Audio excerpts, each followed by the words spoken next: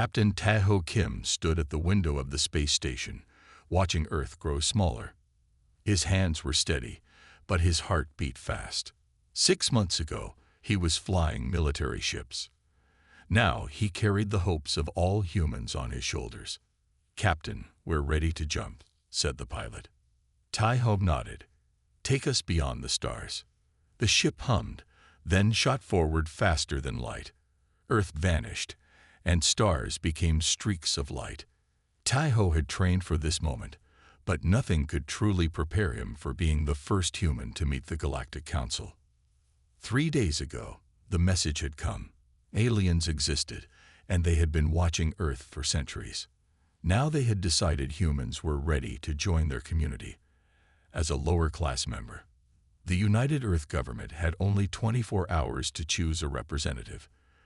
They chose Taho for his cool head and quick thinking. "We're approaching the council station," the pilot announced as the ship slowed. Taho's breath caught in his throat. The station was massive, bigger than any city on Earth. It spun slowly against the backdrop of a purple-orange nebula, its silver arms stretching for miles. "They're hailing us," said the communications officer. A blue light flickered, and a tall figure appeared on the screen. It had 4 arms and skin that shimmered like oil on water. "Greetings, human vessel," it said in perfect English. "I am First Speaker Soul of the Forsyth. The Council welcomes Earth's representative." "Thank you, First Speaker," Taho replied with a small bow. "We are honored." The alien's face, if you could call it that, twitched in what might have been amusement. "Follow the guide lights to docking bay 17. An escort will meet you." The screen went dark. "Did you feel that?" asked Dr. Jae-young Park, the ship's science officer. She had been quiet until now, watching everything with sharp eyes. "Feel what?" Taho asked. "The condescension. Like we're children who learn to walk." Taho nodded. "I noticed. Stay sharp, Doctor. We're here to prove them wrong." Their ship followed glowing blue markers to a massive docking bay. As they landed, Taho saw dozens of strange ships. Some like insects, others like sea creatures, none like anything from Earth. The escort waiting for them was not Forsyth, but something else, tall and thin with pale green skin and 3 large eyes. "Welcome to Central Station," it said. "I am Kel, your guide. The council meets in 6 hours. Until then, you will be shown to your quarters." As they walked through massive hallways, aliens of all shapes and sizes stared at the humans. Some whispered. Others moved away. "They're afraid of us," Jae-young said quietly. "No," Kel replied without turning. "They are curious about the new violent species." Taho stopped walking. "Violent species?" Kel turned all 3 eyes to him. "Of course. It is well known that primitive species like yours are naturally aggressive. It is why you were only contacted after you showed signs of overcoming your violent nature." "I see," Taho said carefully. "And who decided we were primitive?" "The Ascended, of course. The 7 elder races who form the High Council. They have guided the galaxy for 50,000 years. Your species has barely left its planet." In their quarters, a plain room with strange furniture, Taho met with his small team. Jae-young the physicist, Sung Min the engineer, and Ha-won the cultural expert. "They've already decided what we are," Taho told them. "They have myths about species like ours." "Myths can be broken," said Ha-won with a small smile. A sound like bells rang through the room. "The council is ready," Kel's voice announced. "Please follow the lights to the great chamber." Taho straightened his uniform. "Remember why we're here. We're not just meeting aliens. We're showing them who humans really are." As they walked toward the great chamber, Taho felt the weight of his mission. He wasn't just a diplomat.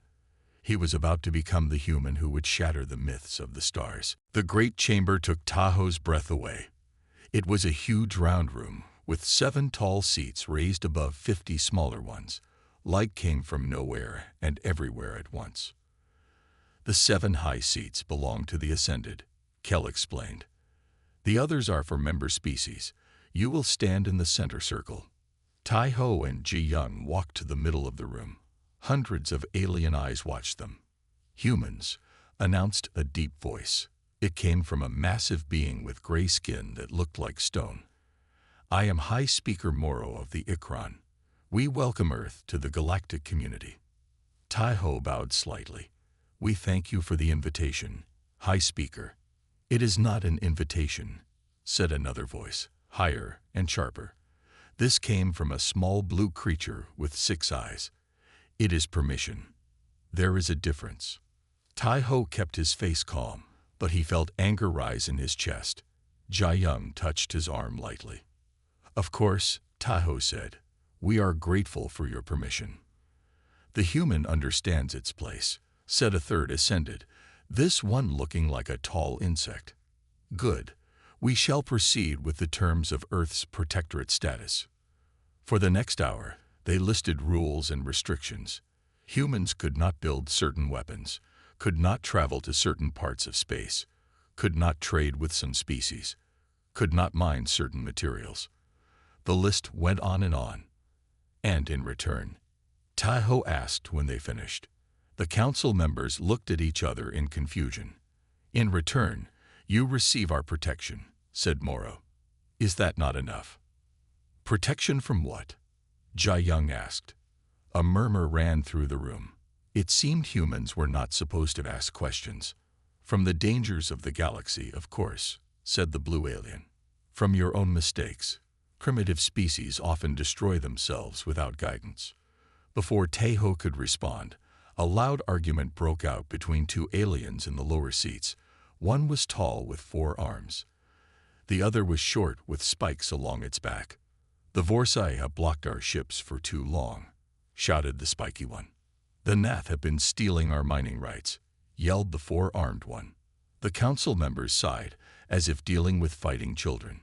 This dispute must wait, said Moro. But the argument grew louder. Other species joined in. The chamber filled with angry voices. Tai-Ho stepped forward. If I may speak. The room slowly quieted, surprised that the human would interrupt. On Earth, when 2 groups fight over resources, we often try to find what each really needs, not just what they say they want. Tai-Ho turned to the spiky Nath. You need access to ship routes, yes. And you, he turned to the 4-armed Vorsai, need to protect your mining interests. Both aliens nodded slowly. Why not create a joint project? The Nath get dedicated shipping lanes. The Vorsai get a percentage of shipped goods. Both sides win something. The chamber was silent. Then the Nath and Vorsai started talking to each other in low voices. An interesting suggestion, said Moro slowly. Though simple, like a child's view of complex matters. Ji-Young stepped closer to Tai-Ho. I noticed their technology during our approach, she whispered. It's not as advanced as they want us to believe. Their faster-than-light engines still use basic dimension folding. We moved beyond that design last year.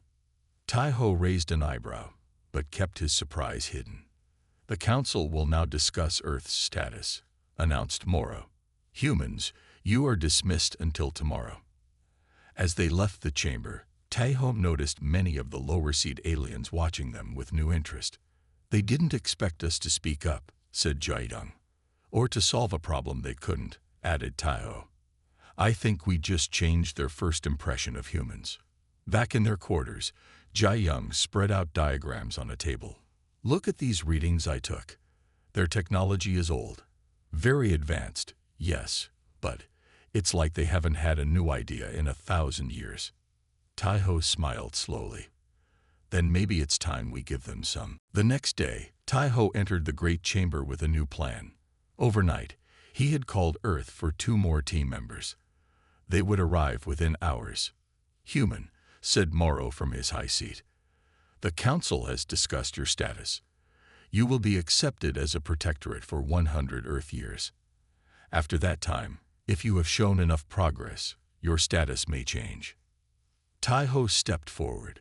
With respect, High Speaker, we do not accept protectorate status. The room filled with shocked whispers. The 7 ascended looked at each other in surprise. "You do not accept."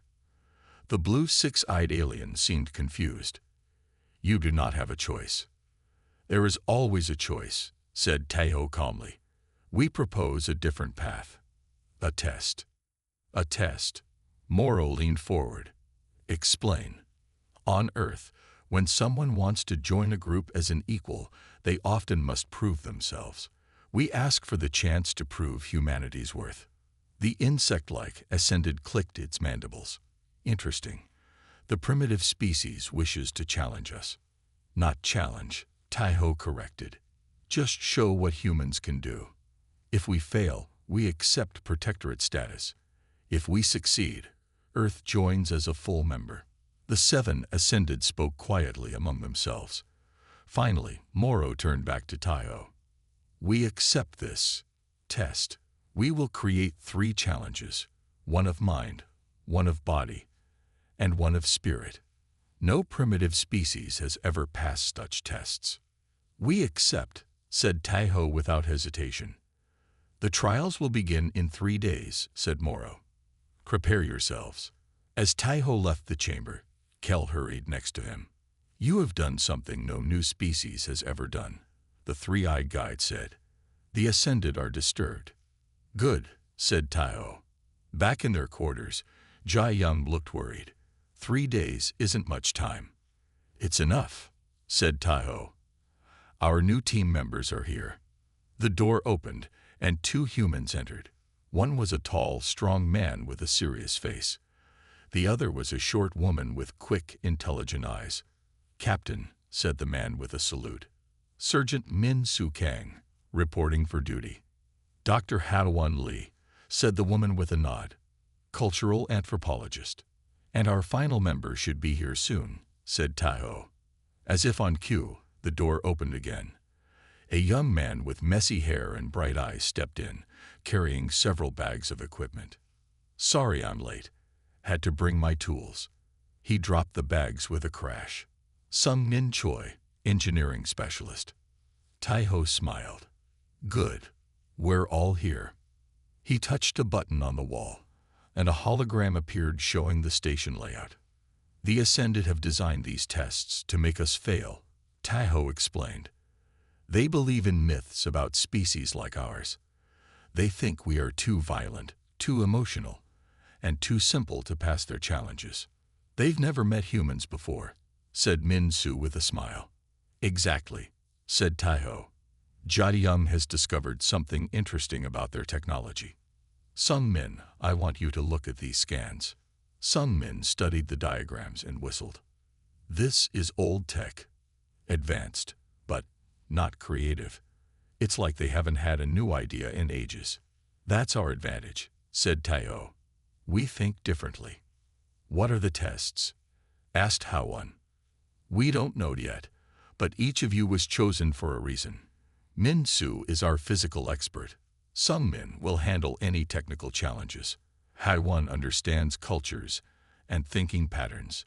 Jai Young knows science at the highest level." "And you?" asked Min Su. Taiho smiled. "I'm the diplomat who doesn't believe in no-win situations." That night, as the others slept, Taiho stood at the window, looking at the stars. Somewhere out there was Earth, depending on him. The Ascended thought humans were primitive. They expected failure. Taiho smiled to himself. They had no idea what was coming. 3 days passed quickly. The human team trained, studied, and prepared as best they could. Now they stood in a large room filled with alien observers. In the center sat a strange metal cube, about 1 meter wide. "The first test is one of mind," announced Moro. "This puzzle has existed for 12,000 years. Many species have tried to solve it. None have succeeded in less than 400 years of study." Taiho looked at Sung Min, who stepped forward with a confident smile. "The rules are simple," continued Moro. "Make the cube open. You have 24 hours. Sung Min walked around the cube, studying it from all angles. Its surface was covered with strange patterns and symbols. "May I touch it?" he asked. Morrow nodded. But nothing else. No tools. No help. Sung Min placed his hands on the cube and closed his eyes. The room was silent except for the soft sounds of aliens whispering to each other. They think he's going to fail, Jai-young whispered to Taiho. Let them think that, he replied. For 1 hour, Sung Min just stood there, eyes closed, hands on the cube. Some aliens started to laugh quietly. Others looked bored. Then Sung Min opened his eyes and smiled. I understand now, he said. He moved his hands over the cube in a complex pattern, pressing certain symbols in an order that seemed random. Nothing happened. The human fails, said the blue six-eyed alien with satisfaction. No, said Sung Min. I haven't finished. He stepped back from the cube and began to hum a low note. Then he walked around the cube, still humming, touching different symbols. The cube began to glow. What is he doing? Asked Morrow, leaning forward. The puzzle isn't about the right pattern, Sung Min explained as he worked. It's about vibration. The symbols are a music code. The cube doesn't want to be touched in the right order. It wants to be sung to. He changed his humming to a higher note. The cube glowed brighter. Then he pressed one final symbol. The cube split open like a flower blooming. Inside was a small crystal that shone with all colors at once. The room was completely silent. The aliens stared in shock. Impossible, whispered Morrow. No species has solved it so quickly. How did you know? Asked the insect ascended, clicking its mandibles in agitation. Earth music uses vibration and patterns too, Sung Min explained. And I noticed the symbols looked like our wave diagrams for sound. I just had to find the right notes in sequence. Luck, said the blue alien. It must be luck. Not luck, said Taiho, human thinking. As they left the test room, Hai-1 pulled Taiho aside. I've been studying their historical records, she whispered. I found something strange. There are gaps in their history, big gaps, where records should be. What kind of gaps? Asked Taiho. Species gaps. I think other primitive species have challenged them before, but there's no record of what happened to them. Taiho frowned.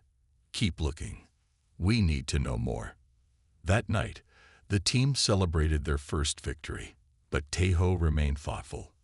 One test down, said Min-soo, clapping Sung Min on the back. I'm next. They'll make your test harder, said Jai-young. They didn't expect us to solve the first one. Let them try, said Min-soo with a grin. I'm ready. Don't get overconfident, warned Taiho. The Ascended have ruled the galaxy for thousands of years. They won't give up power easily. Then why agree to our challenge at all? Asked Hai-1. Because they truly believe we can't win, said Taiho. They're so sure of their superiority that they can't imagine failing. Their biggest weakness, said Jai-young. And our biggest advantage, replied Taiho, looking out at the stars. They expect us to think like them. But humans have always thought differently. The second test was held in a large round arena. Hundreds of aliens filled the seats around it. In the center was a circle marked on the floor. The gravity felt strange, heavier than Earth, then lighter, changing every few minutes. Min-soo stretched his muscles as Taiho gave him final advice. They've made this test harder because we passed the first one, said Taiho. Be ready for anything. Min-soo nodded. I trained in variable gravity chambers for 3 years. I can handle this. A huge alien entered the arena from the other side. It had thick gray skin like armor and stood nearly 3 meters tall.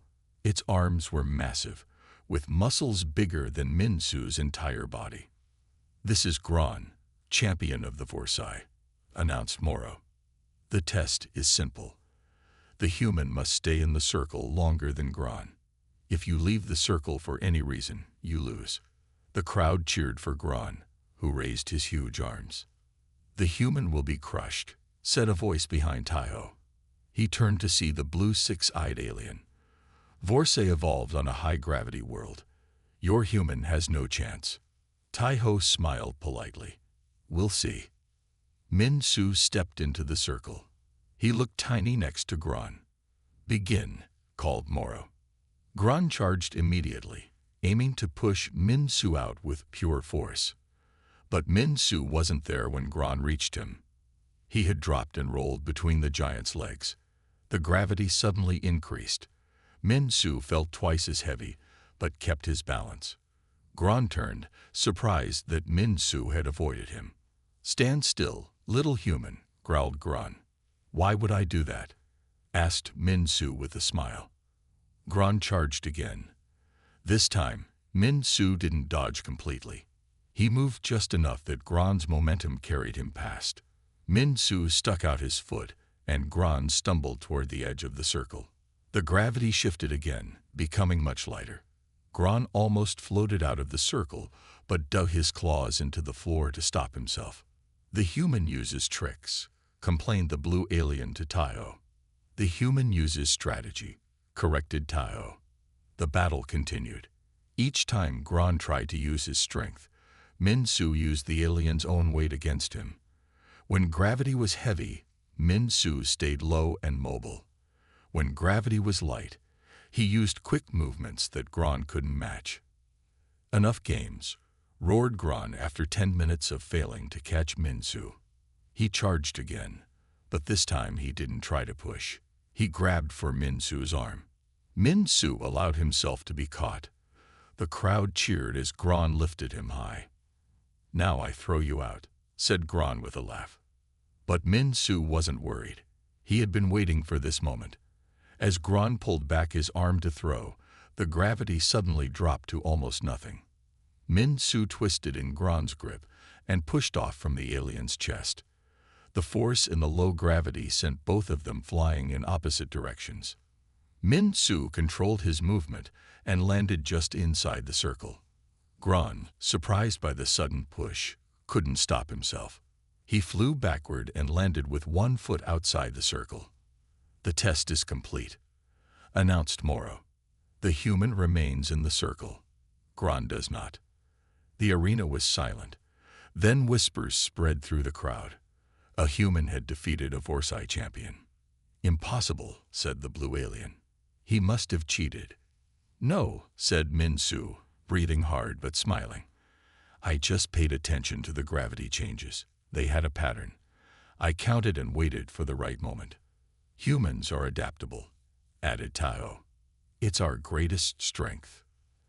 As they left the arena, Jae-yun caught up with them. I've been running tests, she whispered. There's something strange about the Ascended technology. It's advanced, yes, but it's all based on the same principles. They haven't truly innovated in thousands of years. They just refine what they already know. Which means they're not actually superior, said Tai-ho. Just older. 2 tests down, said Min-su with a grin. 1 to go.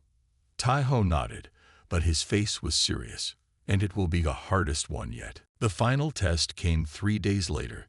The 7 Ascended looked worried as Tai-ho entered the great chamber alone. The room was packed with aliens from all species, eager to see the final challenge. Human, said Moro, his stone-like face showing no emotion. You have passed 2 tests through unexpected methods. The final test is one of spirit, a test of ethical understanding. Tai-ho bowed slightly. I am ready. The lights dimmed. A hologram appeared in the center of the room, showing a small planet with 2 moons. This is Loriax, explained Moro. A real world with a real problem. The larger moon is falling. In 30 years, it will crash into the planet, killing all life. There are 10 million people on Loriax. A hologram changed to show a large ship. This colony ship can save 1 million people. The rest must stay behind. As leader, you must choose which group to save. The hologram showed different groups of aliens, families, workers, scientists, and children. If you save the children, the species survives but loses its history and knowledge. If you save the scientists, knowledge survives but the population may die out. If you save the strongest workers, they can build a new world, but may lack the wisdom to avoid past mistakes. Taiho studied the hologram carefully. Is there no way to save everyone? No, said the blue six-eyed alien firmly. The test is to choose who lives and who dies. A primitive species will choose based on emotion. An advanced species chooses based on logic and the greater good. Taiho walked around the hologram, thinking. The room was silent, waiting for his answer. You said the moon will fall in 30 years, he asked. Yes, said Morrow.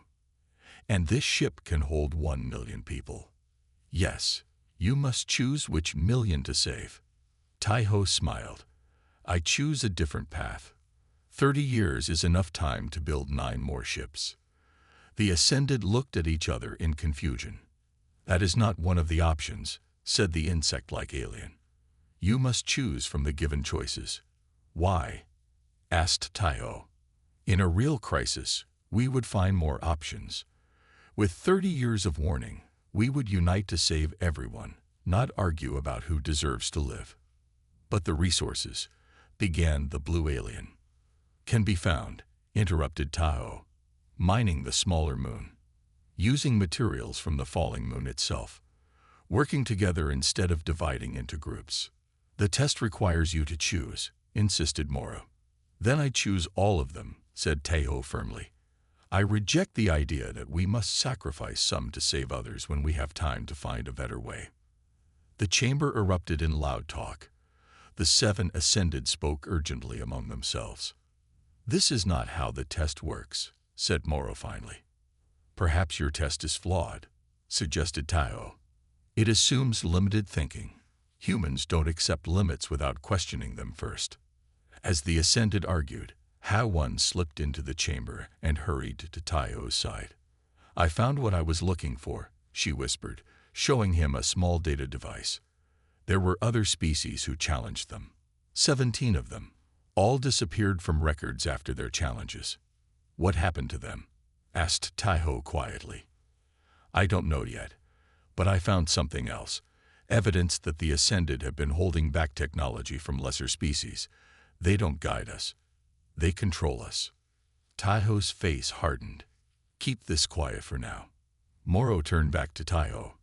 After discussion, we have decided.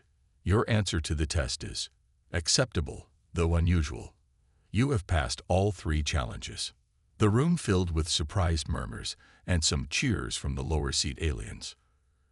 Earth will be granted full member status, continued Morrow, but his voice didn't sound happy. The ceremony will be tomorrow. As Taiho left the chamber, many aliens came to congratulate him, but he noticed the Ascended watching him with cold eyes. They're not pleased, noted Jae-young when he rejoined the team. No, agreed Taiho. And I don't think they plan to keep their promise. HFY found something disturbing in their records. What do we do? Asked Min-soo. Taiho looked at his team seriously. We prepare for trouble. That night, Jae-young couldn't sleep. Something about the Ascended technology kept bothering her. She sat in her quarters, studying data she had collected from around the station. You should rest, said Taiho, finding her still working at midnight. I can't, she replied. Look at these energy readings.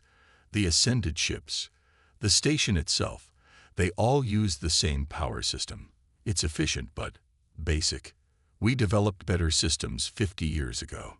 So they're not as advanced as they claim, said Taiho. It's more than that. Jae-young pointed to her screen. Their technology hasn't changed in thousands of years.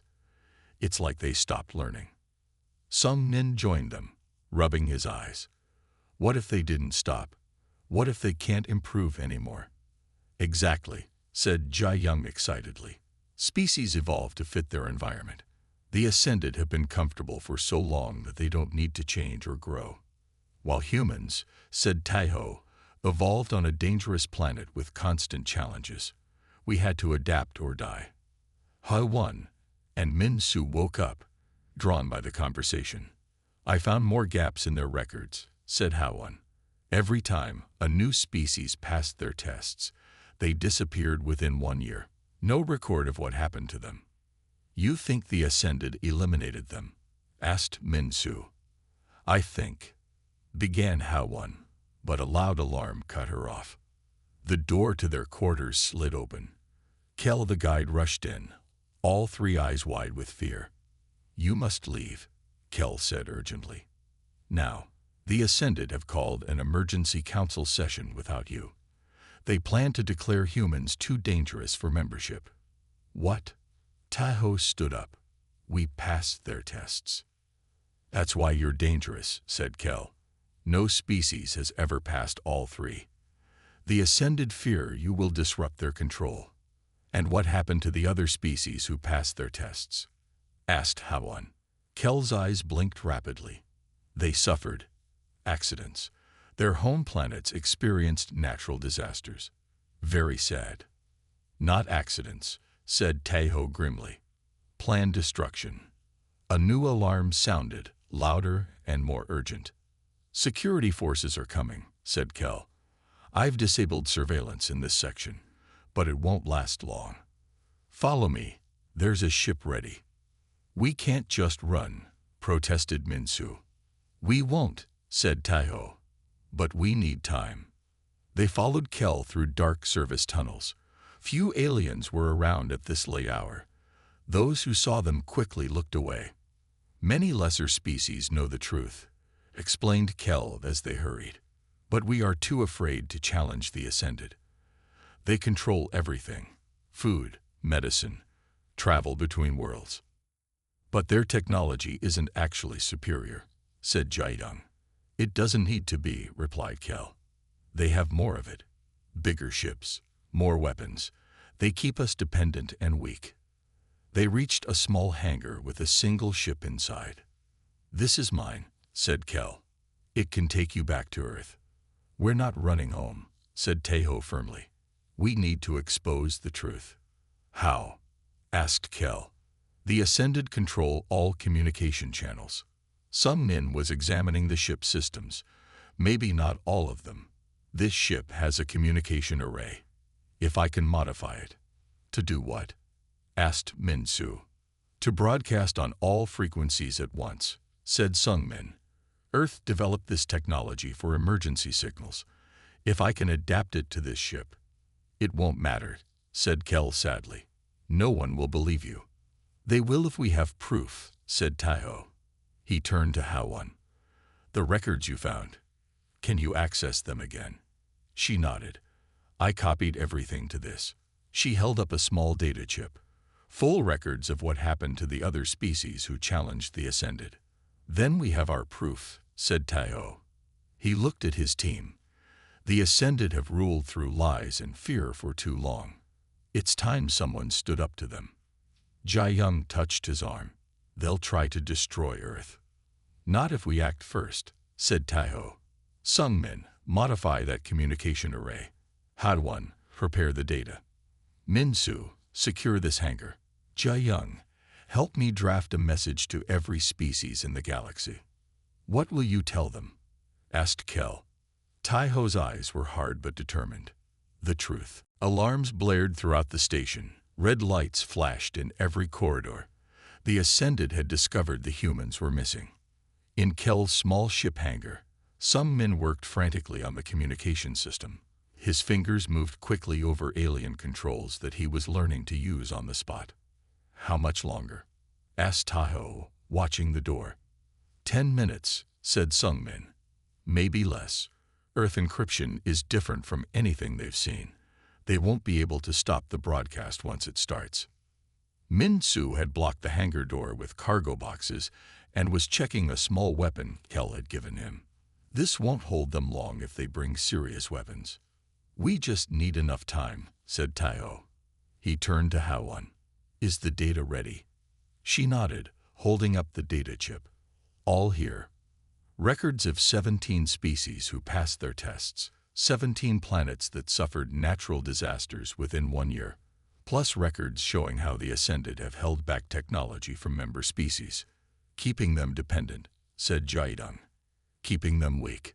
A small monitor near the door lit up, showing security forces moving through nearby corridors. They carried large weapons and were led by the blue six-eyed alien. "They're coming," warned Min-Su. "I need more time," said Sung-min, still working on the ship's systems. Tai-ho made a quick decision. "Kel, can we contact other species on the station?" "Yes, through the local communication system," said Kel. "Do it. Tell them to meet us here. Tell them we have proof of Ascended lies." "They'll be too afraid," protested Kel. "Try," insisted Tai-ho. While Kel sent the message, Tai-ho helped Jai-young prepare the broadcast. They kept it simple: video evidence of the Ascended destroying Challenger species, records of technology suppression, and a call for all species to unite as equals. 2 minutes to broadcast ready, announced Sung-min. A loud bang shook the hangar door. The security forces had arrived. "They're trying to break in," said Min-Su, bracing himself. The door dented inward with each bang. It wouldn't hold much longer. 1 minute, said Sung-min. Suddenly, a side door opened. Tai-ho raised his hands, ready to fight. But it wasn't security forces. It was aliens from many different species, led by the spiky Nath and 4 armed Vorsay from the earlier council dispute. "Kel said you have proof," said the Nath. "Proof that the Ascended have been lying to us all." "We do," said Tai-ho. "And we're about to share it with everyone." The main door buckled again. It was about to break. "Help us," said Tai-ho to the newcomers. "For all our species." The aliens looked at each other, then moved to block the door alongside Min-Su. The Vorsay were especially strong, pushing back when the door dented inward. "Broadcast ready," shouted Sung-min. At that moment, the main door burst open. Security forces poured in, weapons raised. The blue six-eyed alien stepped forward. "Stop this at once," it demanded. "You are interfering with council business." "No," said Tai-ho, standing tall. "We are exposing council lies." He nodded to Sung-min, who pressed a button on the ship's controls. "What have you done?" asked the blue alien, suddenly afraid. "The truth is being broadcast to every ship, every station, every planet in council space," said Tai-ho. "Everyone will know what the Ascended have done, how you destroyed species who challenged you, how you kept others weak and dependent." The security forces looked uncertain. Some lowered their weapons. "They're receiving the broadcast too," said Jai-young. "Look at their faces." The aliens around them were watching screens on their devices. Many looked shocked, others angry. The security forces began talking among themselves. "This changes nothing," insisted the blue alien. "We still control the council." "Do you?" asked Tai-ho, pointing behind the alien. More station residents were arriving at the hangar, dozens, then hundreds of aliens from all species. They pushed past the security forces, ignoring their weapons. "We heard the broadcast," said one. "We saw the proof." "The Ascended have lied to us all," said another. The blue alien backed away, suddenly alone as its security forces joined the crowd. Tai-ho stepped forward. "The time of Ascended rule is over.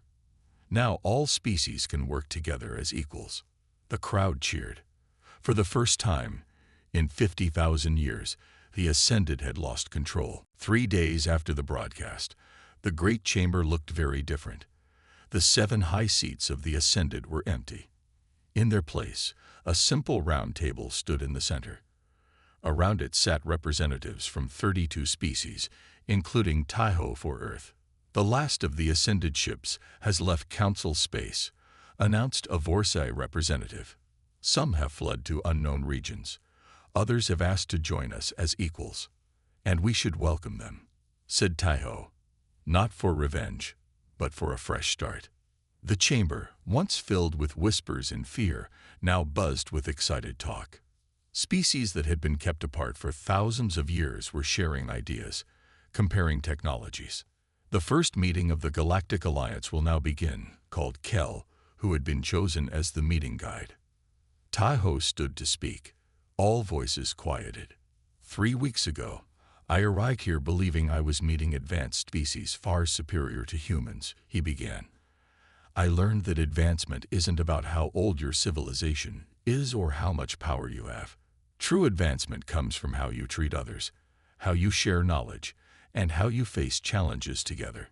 He looked around the table at faces so different from his own, yet now united in purpose. The Ascended believed in myths about primitive species. They thought newer races must be violent, emotional, and simple-minded. But they were wrong. Newer species bring fresh ideas and different ways of thinking. This diversity makes us all stronger. Many aliens nodded in agreement. Earth doesn't want to replace the Ascended as rulers, continued Taiho. We want to be partners. Each species has unique strengths. Together, we can solve problems that none of us could solve alone. Jai Young stepped forward with diagrams and plans. We've already begun sharing technologies, she said. Earth's energy systems combined with Forsyth material science. Nath navigation systems improved with Ikron computing. This is just the beginning. What about the 17 destroyed species? Asked someone from the back of the room. Ha-1 stood, holding a data tablet. We've located the home systems of all 17 species. Some may have survivors on colony worlds. We're sending ships to search. Those we cannot save, we will remember. After the meeting, as most aliens left to spread the news to their worlds, Taiho and his team prepared for their journey home. Earth needed to hear what had happened to prepare for their new role in the galaxy. You've changed everything, said Kel, helping them pack. No one has challenged the Ascended in 50,000 years. It wasn't just us, said Taiho. Every species wanted change. They just needed hope that it was possible. As they walked to their ship, many aliens came to thank them. Some offered gifts. Others wanted to visit Earth someday. Will you return to the station? Asked the Vorsai representative. Yes, promised Taiho. Earth will help build something better than what was here before.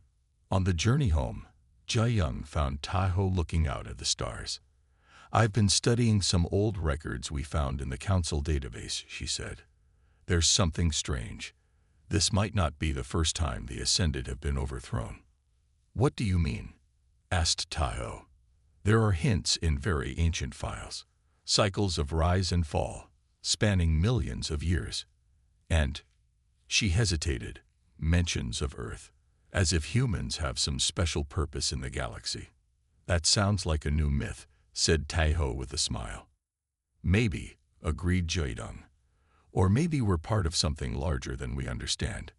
Taiho looked back at the stars, thinking of all the worlds and species now working together because humans had refused to accept limitations.